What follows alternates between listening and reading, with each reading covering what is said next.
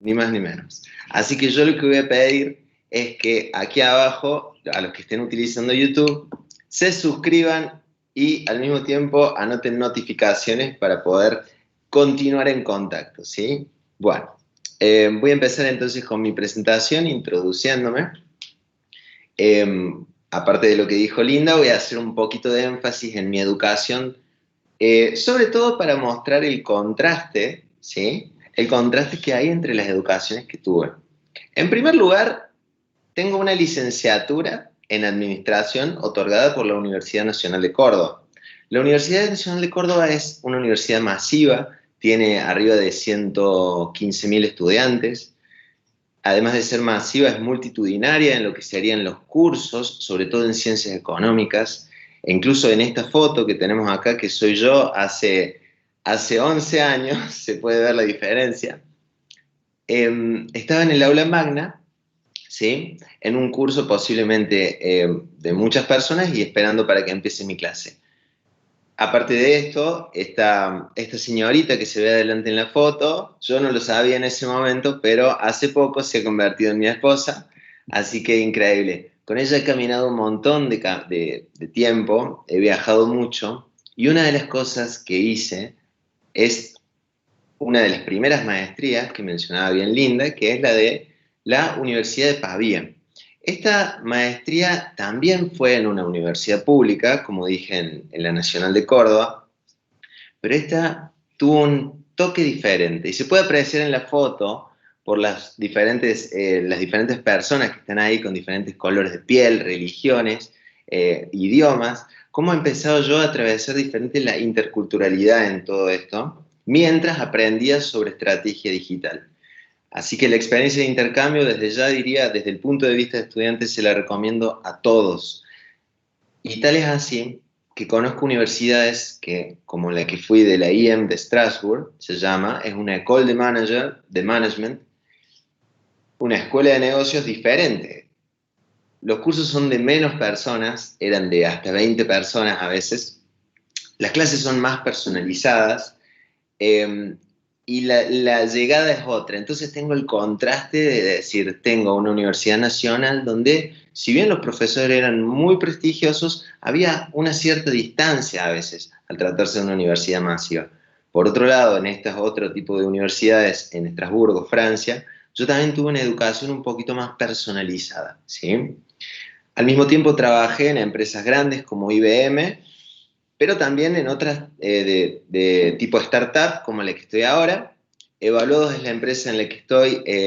La verdad que estoy muy agradecido porque es quien hoy por hoy me permite conectarme con el mundo de la educación, por lo menos de la tecnología, y al mismo tiempo me brindó el conocimiento que voy a aportar ahora.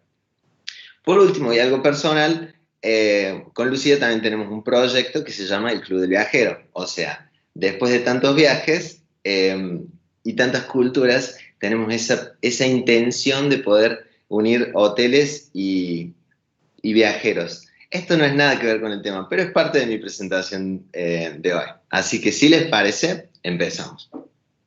Bien, la agenda que tengo planeada para hoy es brevísima. Yo sé que estamos al final del día, así que lo que te voy a pedir es que te quedes conmigo 15 minutos, 20 como mucho, y hablemos de un tema importante, que es el tema de la aplicación de Big Data para involucrarnos en el proceso de estudios.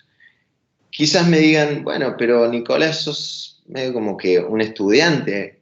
Eh, bueno, la idea es mostrar un poco la perspectiva mía, desde el estudiante, para poder ayudar a aquellos docentes, que entiendo que hay muchos, aquellos profesores, a que encuentren esto como algo valioso y que los ayude a perseguir un camino similar.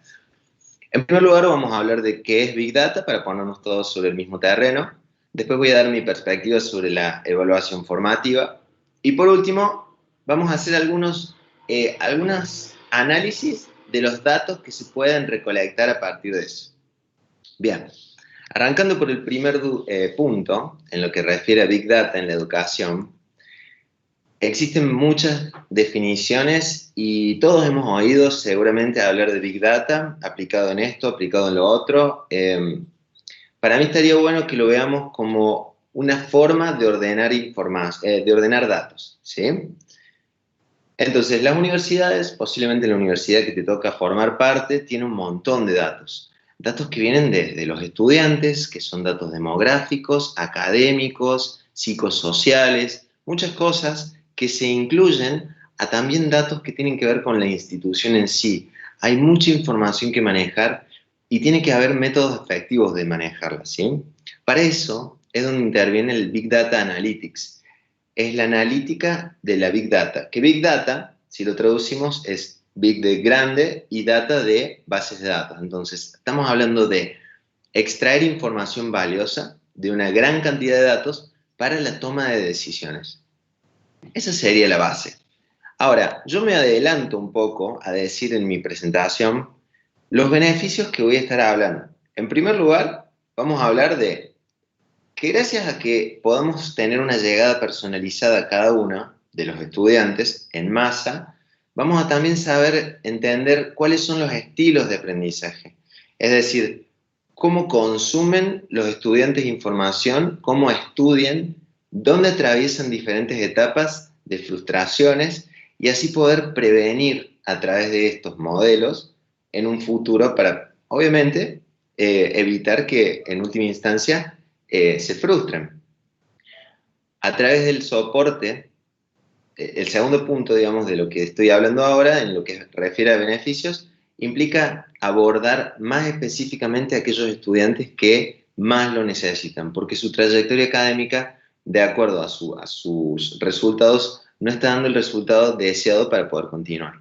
Y por último, como ya mencioné, podemos hablar de evitar frustraciones a través de ese soporte que se le brinda, ¿verdad? Y esa frustración que ya no existe o que por lo menos se reduce, incrementa la retención. Y ya vamos a llegar a eso, a la parte de la contención de estudiantes. Bien, ahora, para ser más gráficos, me gustaría relatar un ejemplo de un estudiante típico. Vamos a tomar mi nombre, por ejemplo, para decir Nicolás en su momento de estudiar la carrera. Con 19 años era todavía muy desordenado para el estudio. Su cabeza, al tener desde la preparatoria, desde la secundaria, nuevas libertades, todavía no conoce métodos efectivos para poder estudiar y que salga siempre bien la cosa, ¿no? Entonces, Nicolás se encuentra en una situación en la que hay una materia llamada, vamos a decir, derecho tributario, es un caso cierto, en la cual no se encuentra muy bien, no la conoce, no le va bien tampoco y eso frustra. Nicolás también está acostumbrado a estudiar al final del semestre, todo junto con la idea de aprobar así, pero también sabe, por lo que todo el mundo dice, que estudiar progresivamente es bueno. Lo que le falta a Nicolás es una herramienta para eso. Bueno, esa es mi forma de concebir la evaluación formativa. Porque ahí es donde aparece una profesora, ¿sí? También vamos a cuidar su identidad diciendo la profesora Laura. Laura es una profesora alta, con lentes, muy dedicada. Ella es la titular de cátedra de Derecho Tributario y atraviesa un problema que es la cantidad de estudiantes que desaprueban es lamentablemente mucha. Vamos a decir, 40% entonces de sus estudiantes desaprueban la materia. Laura se encuentra con este dato al final del semestre y lo que necesita entonces es determinar efectivamente dónde está sucediendo el problema más grande, dónde los estudiantes por ahí no conocen, no entienden el tema como para darle continuidad. Es así como funda, digamos, la posibilidad de dividir en varios módulos una evaluación progresiva. Una evaluación formativa que tiene como fin no evaluar en sí, no calificar, sino, al contrario, es la de brindarle un poco más de protagonismo al estudiante y que el mismo estudiante vaya, a medida que terminan los módulos, respondiendo, ¿sí? Se puede utilizar diferentes formas en esto. Una forma para que sea más claro a la vista sería, por ejemplo, cuestionarios, ¿sí? Yo me voy a centrar en eso, pero sí, obviamente existen varios. Utilizando cuestionarios, entonces la profesora Laura va haciendo cortes más, más seguidos, ¿sí? Entonces Nicolás obtuvo una herramienta y al mismo tiempo llega más cómodo al examen. ¿Por qué? Vamos a verlo a continuación en la utilización de los datos de las respuestas de estos exámenes. Tenemos, por ejemplo, que en cada una de las evaluaciones que se realizan, la profesora Laura puede determinar si el tema ha sido correctamente entendido por sus estudiantes. Eso en primer lugar. La profesora ve entonces, esto es un ejemplo cierto, no es la materia que yo me refiero, pero sí es un caso de cuestionario que dice, bueno, evidentemente acá estuvo relativamente bien entendido mi tema, alguna pregunta quizás haga falta hacer hincapié, pero al menos tengo claro de que la unidad ha sido en su completitud entendida. ¿Por qué? Porque todos los estudiantes fueron respondiendo y fueron aportando datos que se fueron agrupando de manera organizada en este tablero. Seguramente la pregunta sería, y bueno, pero ¿quién organiza esos datos? Bueno, existen diferentes empresas, diferentes incluso instituciones que crean mecanismos para poder visualizar mejor los datos, que son los científicos de datos quienes en última instancia ayudan a crearlos. Bueno, entonces eso por un lado, tenemos que el profesor o la profesora, en este caso Laura, ve el resultado específico de cada evaluación formativa, ¿sí? Un ejemplo puede ser que la profesora determine que resolverlo implica un 10% de la nota sumativa, digamos, la calificación formal. Casos como finanzas corporativas que tuve en la IEM de Strasbourg, que estaba mencionando, hacían eso. Y la verdad que yo como estudiante me sentía con ganas de hacerlo, porque era un método también de yo evaluar cómo venimos. Y cuando terminaba de responder esos cuestionarios, me iba bien o me iba mal, yo era capaz también de hacer un análisis propio de mi trayectoria, ¿sí? ¿Cómo vengo respondiendo? Si, por ejemplo, ¿no? En este caso tengo una trayectoria que dice mi nombre, pero que cada estudiante puede tener la suya. Evidentemente mal, porque por ejemplo acá 21% me está diciendo, me está dando una alerta esto, me está diciendo Nicolás, o sea, bien de practicar, pero falta reforzar conocimiento ahí. Si yo hubiera utilizado este tipo de mecanismos en derecho tributario, creo que la historia hubiera sido otra. Creo que yo no hubiera ido 3 veces a rendir la materia porque quizás al principio hubiera encontrado el ritmo necesario para poder darle continuidad, ¿verdad? Bien, ahora, Nicolás, al igual que otros compañeros, por ejemplo Manuel, por ejemplo Clara, por ejemplo Linda, también le está yendo relativamente mal. El docente vuelve a utilizar Big Data, que repito, Big Data no quiere decir que seamos científicos de datos, sino que utilicemos herramientas que nos permitan hacer analítica de estos datos.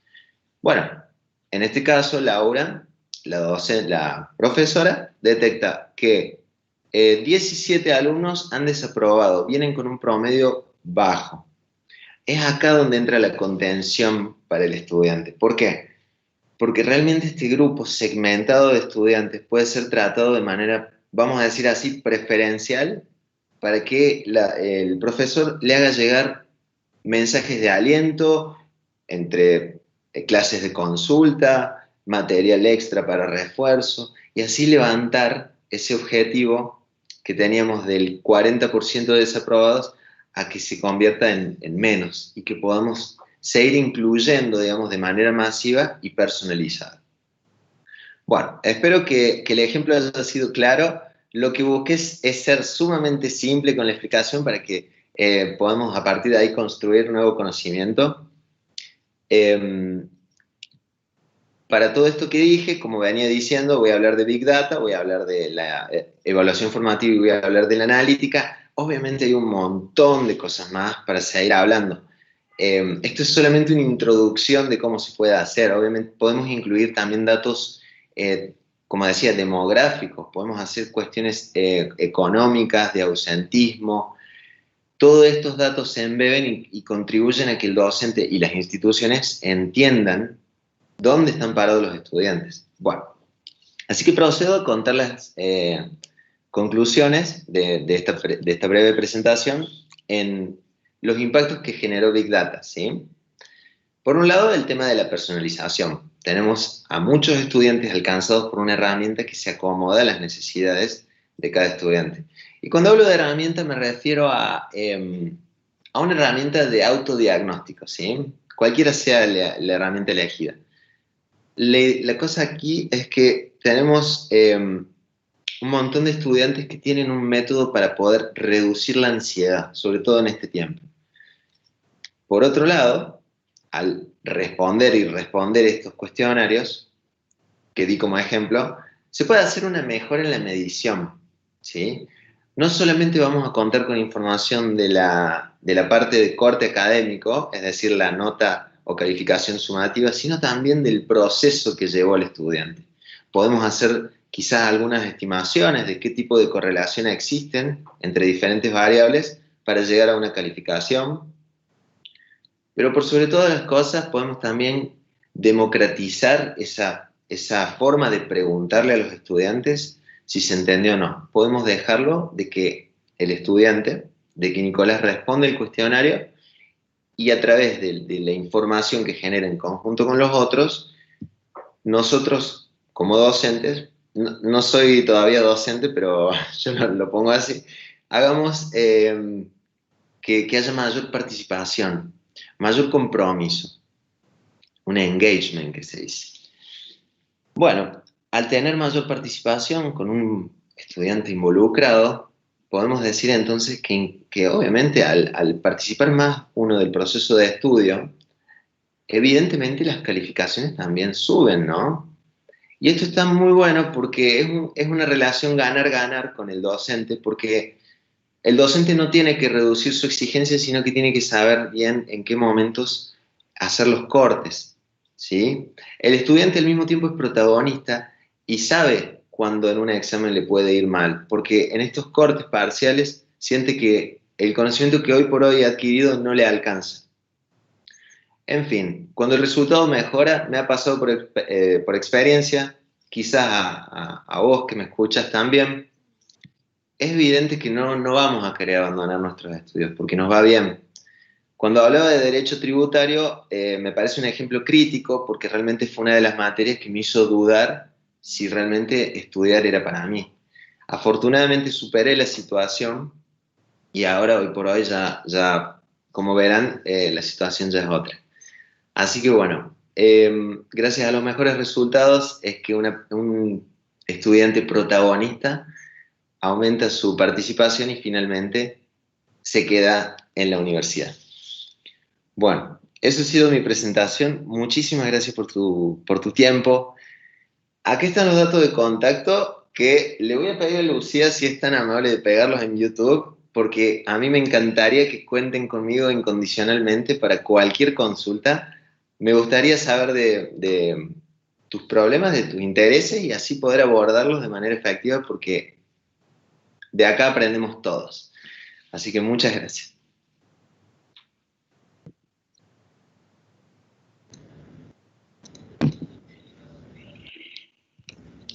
Muchas gracias, maestro Nicolás Contreras. Ahora pasaremos a la sección de preguntas y respuestas. Aquí nos las están haciendo llegar. Recuerda que las puede ir, ¿verdad?, escribiendo en el chat de la reunión. La primera pregunta dice para usted, ¿qué tipo de computadoras y de internet se requiere para el Big Data? Si nos puede contestar, por favor. Adelante. Muy bien, muchas gracias por la pregunta. Depende del propósito, ¿sí? Existen diferentes formas de utilizar Big Data. La primera sería la de ser científico de datos y dependiendo del caudal de datos que hagan falta, es el tipo de computadora que haga falta, ¿sí? A lo que hice referencia yo con mi presentación es únicamente a la utilización del software ya creado. Si voy a dar de ejemplo, por ejemplo, Evaluados, que es donde trabajo yo, realmente con un gestor web bastaría.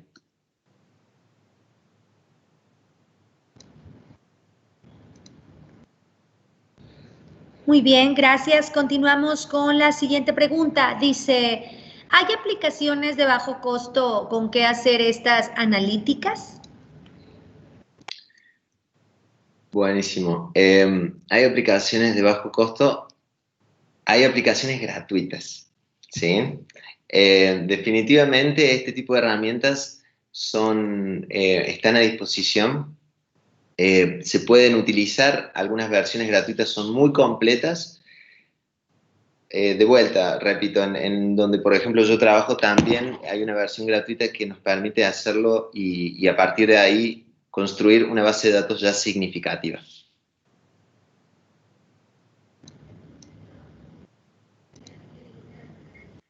Gracias. Continuamos. Siguiente pregunta. Dice, ¿la Big Data se puede aplicar solo a un curso?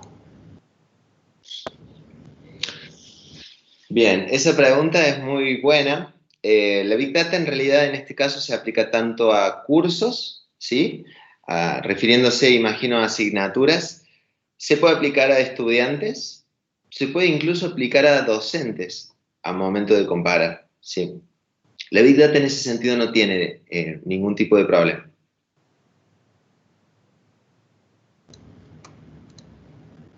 Gracias. Continuamos con la siguiente. Dice, ¿se necesita una plataforma tecnológica o se puede hacer manual en HTML? Bien, en ese caso dependerá del propósito que tenga cada profesor, ¿sí? Con respecto a su curso. Dependiendo del nivel de análisis que se requiera, el modo que tengo yo de buscar herramientas tecnológicas es siempre algo ya creado, y si eso por ahí no basta, bueno, evidentemente haría falta entonces otro nivel de desarrollo.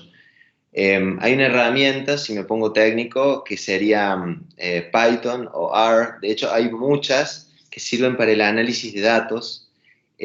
A partir de esa construcción de modelos predictivos es que surgen después nuevas plataformas, nuevas funcionalidades, ¿sí?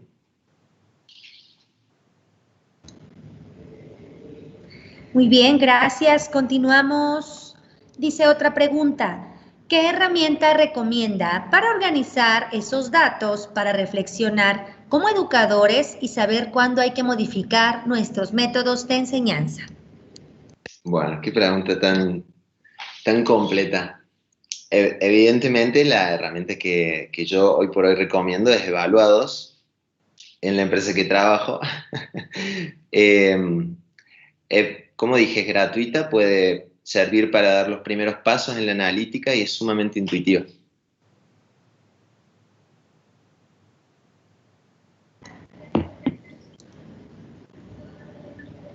Gracias. Y como última pregunta dice, ¿dónde frecuentemente encontramos esas bases de datos ya generadas? Bien, bueno, vamos al ejemplo de los estudiantes, ¿no? Podemos hacer una base de datos, en realidad es imaginémoslo como un Excel, ¿sí? Con muchísimas filas y columnas. La base de datos es embebida con diferentes entradas, ¿verdad? Tenemos, por ejemplo, la posibilidad de incorporar datos demográficos, que eso vendría ya del departamento imagino yo, de admisiones de una universidad, los datos académicos, que pueden ser también combinables, de paso combinándolos a través de un legajo, y también incluso datos que tengan que ver con lo psicosocial. Esas bases de datos suelen pertenecer a las universidades. Así que, en ese sentido, lo que necesita Big Data es de las bases de datos.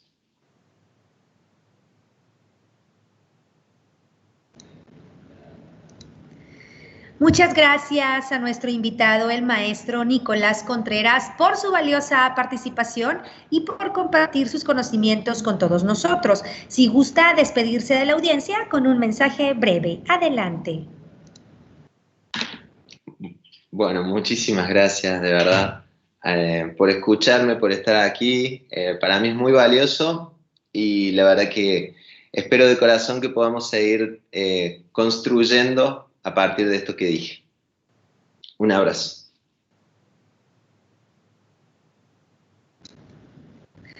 Muchas gracias por su atención. Gracias, maestro. Y bueno, nos despedimos. Los invitamos a seguirnos en nuestras redes sociales en Facebook y a suscribirse en nuestro canal de YouTube. Búscanos como Educación Exponencial. Recuerden que para obtener su constancia y asistencia deben registrarse una sola vez en la liga que se encuentra en la parte superior de la página del evento, que es www.educacionexponencial.com. O también pueden registrarse en la página de la Universidad Autónoma de Nuevo León en www.uanl.mx. Busquen en eventos, Congreso Educación Exponencial, ingresa a la agenda del día de hoy, desliza a la parte inferior y aparecerá un cuadro en color azul con la leyenda "Regístrate aquí". Los invitamos a seguir participando en las siguientes ponencias. Que tengan todos ustedes muy buenas tardes. Hasta la próxima.